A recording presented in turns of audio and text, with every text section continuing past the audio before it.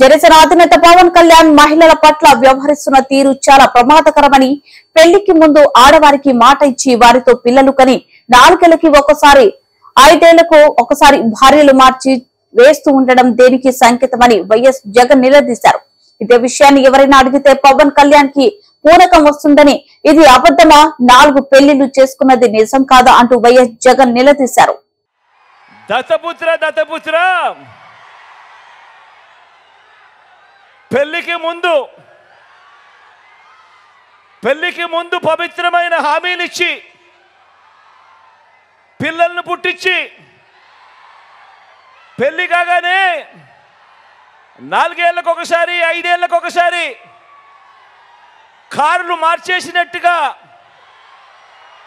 భార్యలను వదిలేసి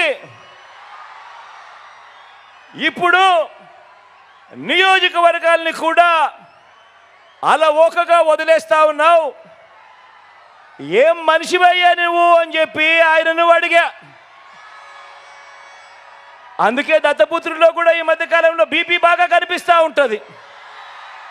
అయ్యా దత్తపుత్ర, ఒకసారి చేస్తే పొరపాటు, మళ్ళీ మళ్ళీ చేస్తే దాన్ని అలవాటు అంటారయ్యా దత్తపుత్ర.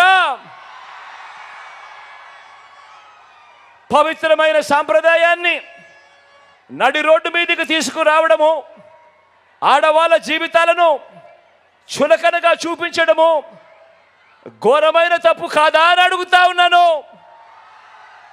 ఇది నేను అడిగితే తప్పు అట.